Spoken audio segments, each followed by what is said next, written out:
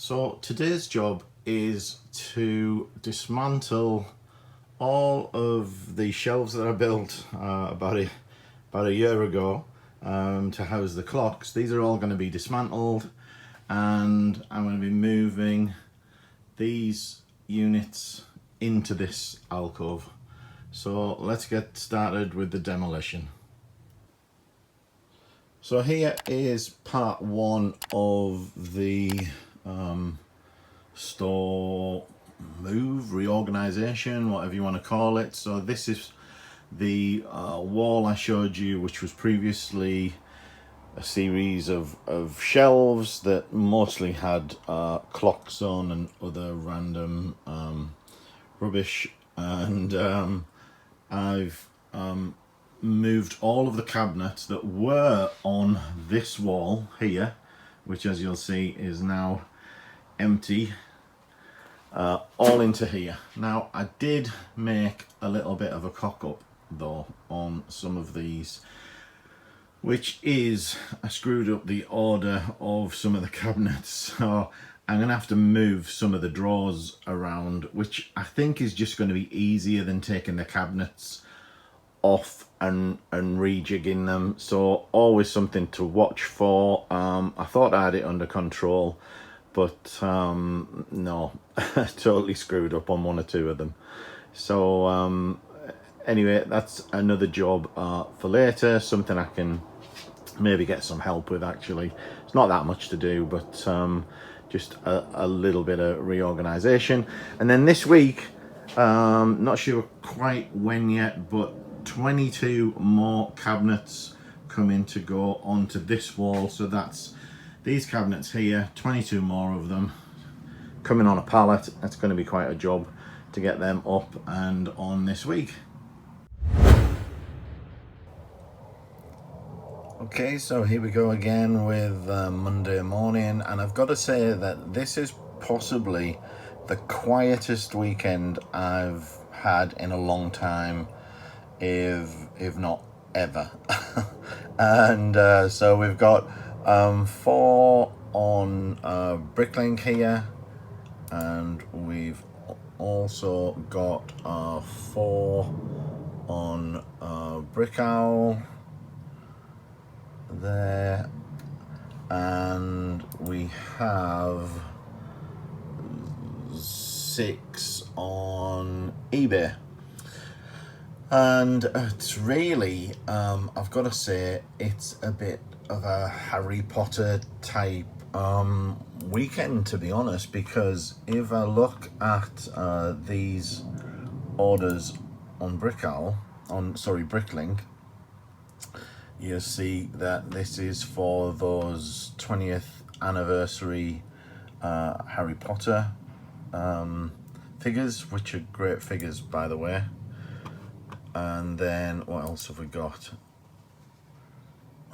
This is some used parts. This is last week I'd sold an elephant, and this is the cloth from that set that came with the elephant. So that was another good used part found in that lot. And then back to Harry Potter, and here we go again with Harry Potter figures. And the other thing to show is I have another one that is waiting to be paid, which is another order of, you guessed it, Harry Potter figures. And I think the theme even continues over on Brickowl a little bit, but you get the picture. So I'm going to be going off and picking lots of Harry Potter figures right now and get them in the post.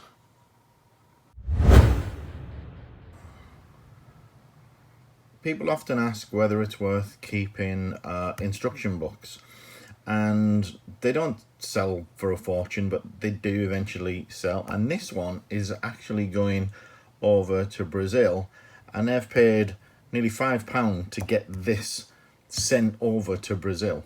believe it or not. The actual booklet is not very expensive at all, but I'm blown away that they're willing to pay £5 postage to get it there. So I'm just pulling an order, and in this order is a minifig pauldron with dark red stripe decoration. And there's no picture with that. This is on Brickowl, and the problem is that Brickowl hasn't synced correctly with Bricklink. So what I actually have for sale is this, which is not showing up very well because of the shadow, but this is a plain olive green pauldron, and apparently this only came with this version of the Boba Fett figure. It's a plain olive green that we can see here, and Brickowl has completely converted this to the one with the decoration. So I'm gonna have to reach out to the customer and see what he wants to do about this. It's a little bit of a pain, but I do get these syncing issues once in a while where Bricklink and Brickowl seem to get misreferenced items synced. So the 22 cabinets that I ordered have just turned up, and it's perfect timing because I've just battened all of the wall out in the room ready for these to go onto, so couldn't be better timing, to be honest. So I just got to get these into the house now and start getting on the wall. Okay, so we got the new wall complete with all of the new cabinets. 22 new Reco units added to the wall. Still lots of tidying up to do with all of the containers that are underneath at the moment, and also the temporary placing of the clocks, which I think looks really messy at the moment, so I'm not quite sure how they're going to pan out. Maybe I'll spread them across some other units, but I really like using the tops of the units for more storage, so the clocks may well be going bye-bye before too long.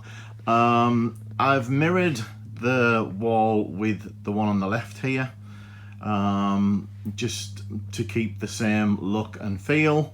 The cabinets that were on this wall have been moved over to this alcove, so they fit really nicely in there, and that's gonna probably do me for a little while. I'm not sure how many more cabinets I'll want to add in here, or even where I would put them.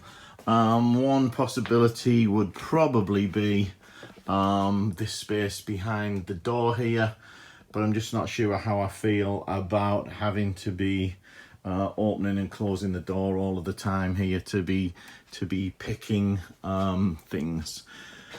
So good job done. Now to get numbering, and the numbering is giving me a bit of a headache in a way. Let me start over here and explain. But when I first started my Bricklink store, I actually started with a numbering system that gave each cabinet a letter, and that worked for a while, and until I got the other cabinets over here, and I decided that I would start over here with a numbered system, so 0, 0, 1 through whatever. And I am going to continue that numbering system along this new wall.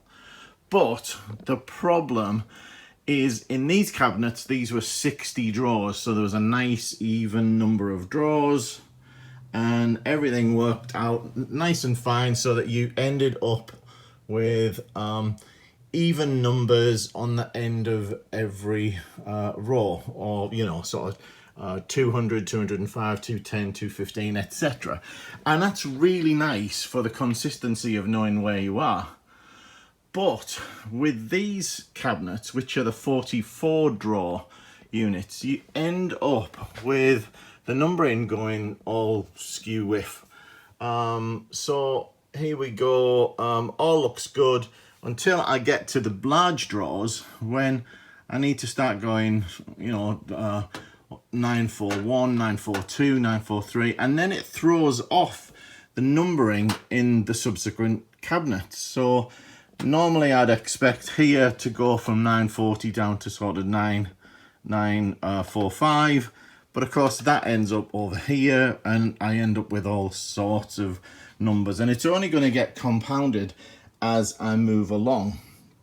So I'm not really quite sure what to do. I don't know whether I'm going to just continue numbering them individually, but it kind of messes with my, I don't know, my OCD, etc., or whether to try and come up with something different for these larger drawers. The problem then, though, is if I change the numbering sequence, it's going to throw out the picking order, which again would be a pain and less efficient. So I'm not really sure how that's going to go at the moment. I haven't decided just yet how to do it. I'm going to think about it for a little bit and come back and get that done. So, having just bought and fitted 22 Reco units, one thing I think you need with them is dividers. So I have also ordered, at the same time as I got the cabinets actually, and I got again a really good price on these at around about £6 a piece, which is pretty reasonable. And so there are 22 packs of dividers in here, one for each of the cabinets, and possibly some left over, or if I need more I'll have to buy more, of course, but you can't have drawers without dividers.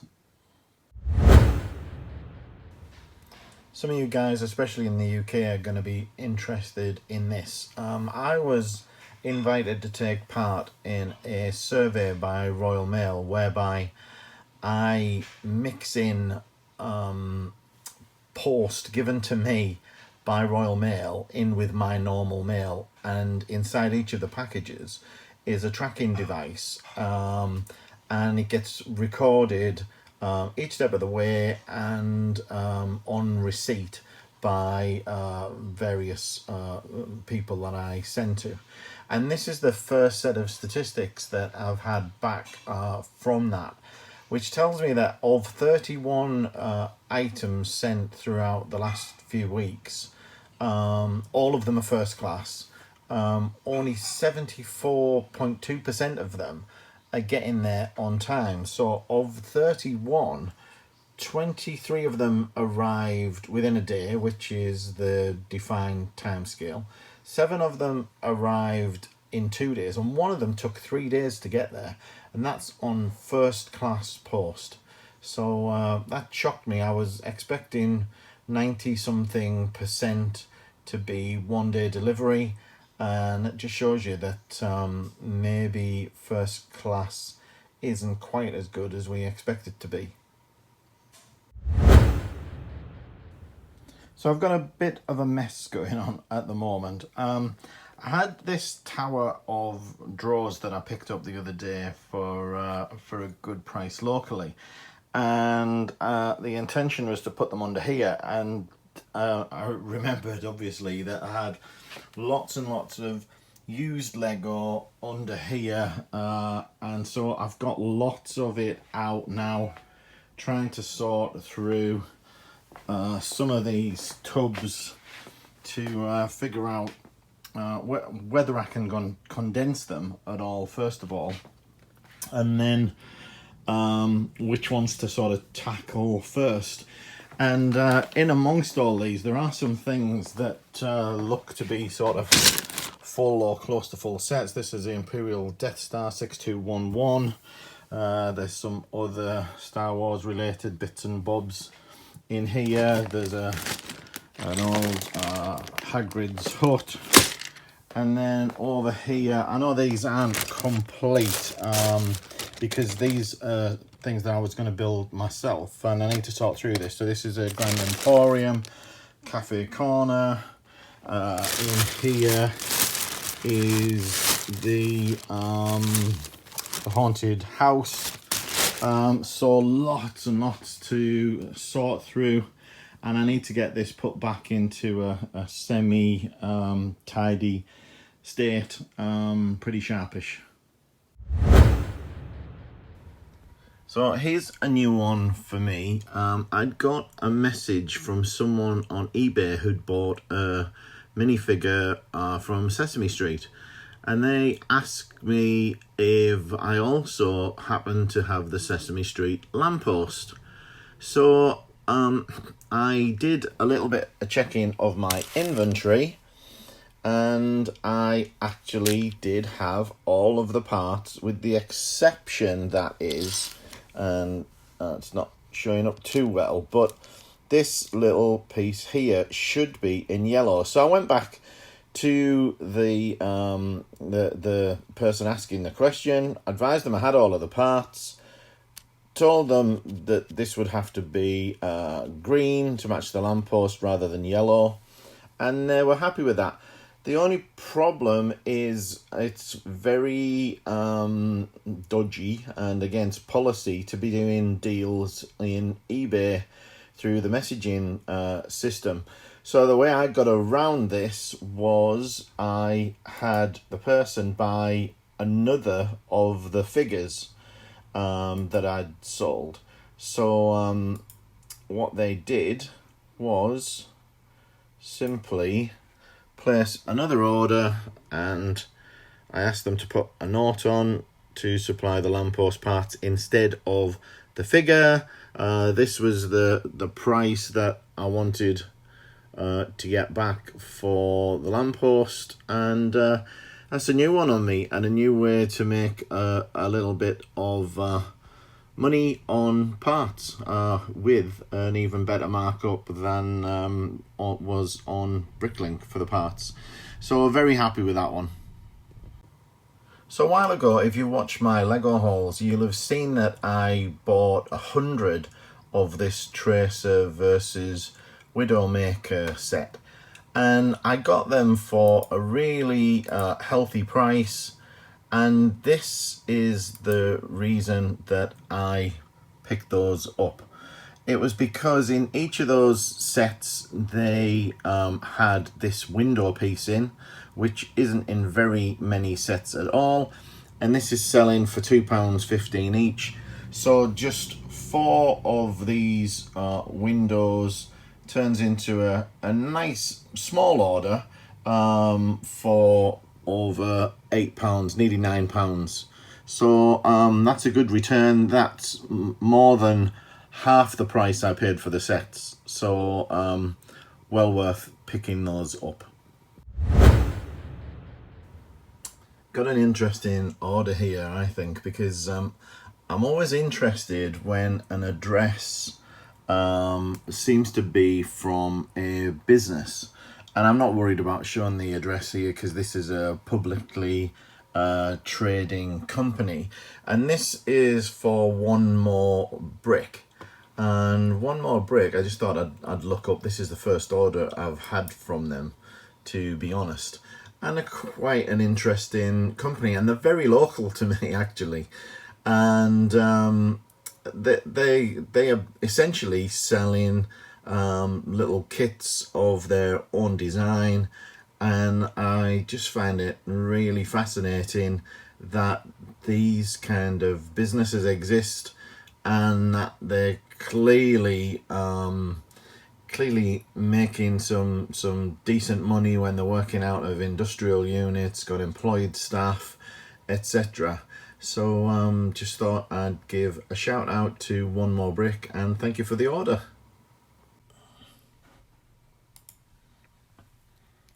Morning everyone, it's Friday the 20th of August and we're continuing with the slowdown of orders with just 2 orders on Bricklink and 4 orders on Brickowl there, and just one order on eBay. Just sold my last Velociraptor from set 75942. I had 6 of these, which I bought, I think, from Sainsbury's for about £12. I've been selling the Velociraptor for more than that. And coincidentally, I've just parted out those 6 sets, courtesy of my little helper. And I'll be putting these away into the store shortly. So it's Friday, 20th of August still, and although the day started fairly quiet, we managed to do 19 orders today, which isn't bad with the way that things have been so quiet lately, so quite pleased with that. And here are those orders with the labels all ready to go on. Have my little logo going out on the labels there, which I think always looks a little bit more professional. So I'm going to get these bagged up into my Royal Mail sacks. One of the pains with using Royal Mail as a business account is each of these types of mail. So these are large letter, first class. These are small parcels, and there's some international as well, and each of those needs to go into a separate bag, which is a little bit of a pain. And then you have to tag them with a tag, and you then have to use a tie wrap to tie that onto the sack. So all good fun, but it's so much quicker than going to the post office.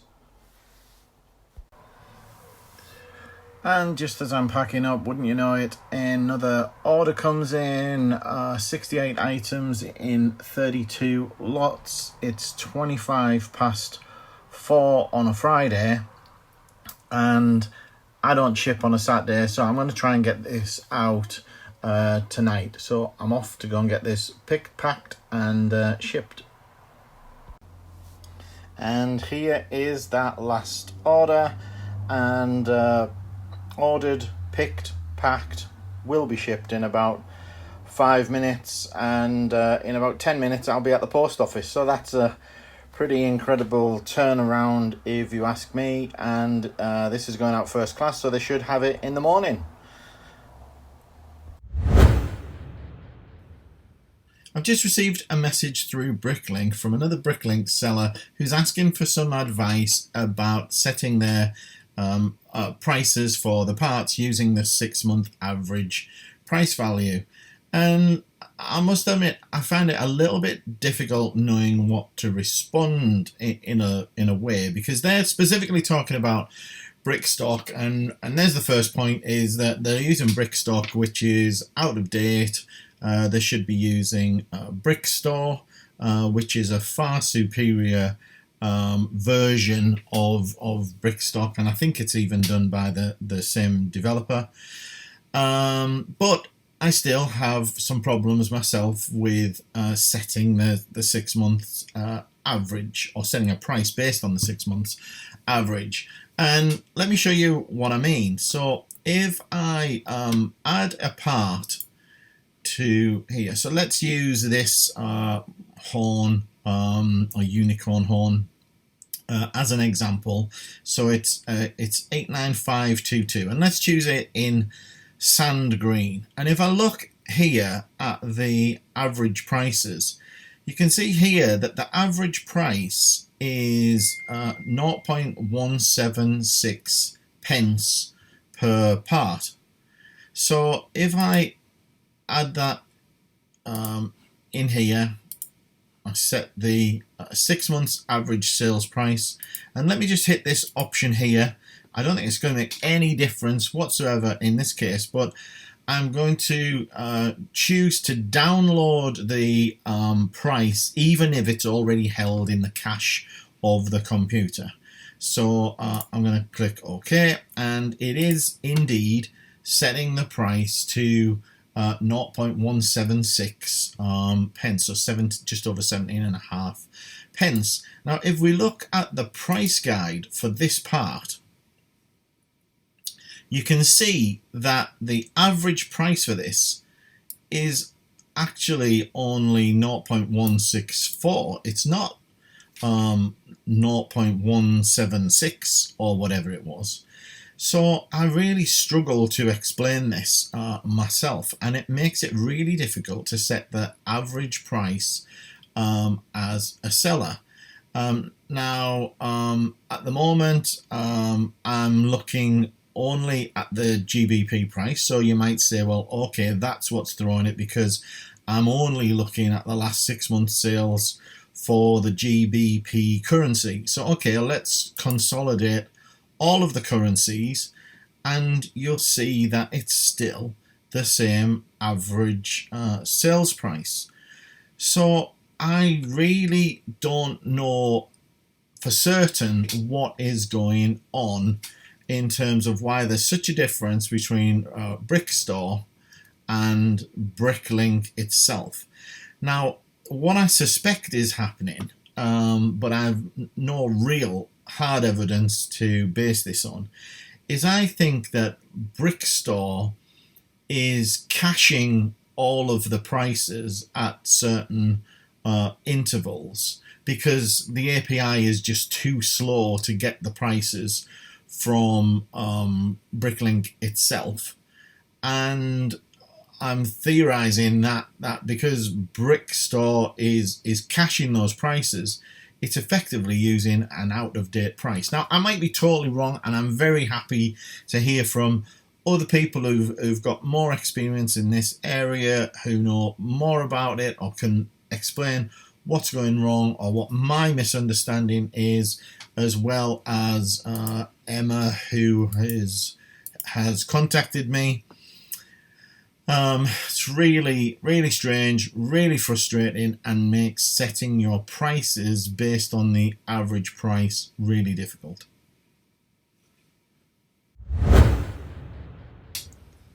Here's an Instagram story from a customer of mine. He's a repeat customer and a guy I've dealt with for several years.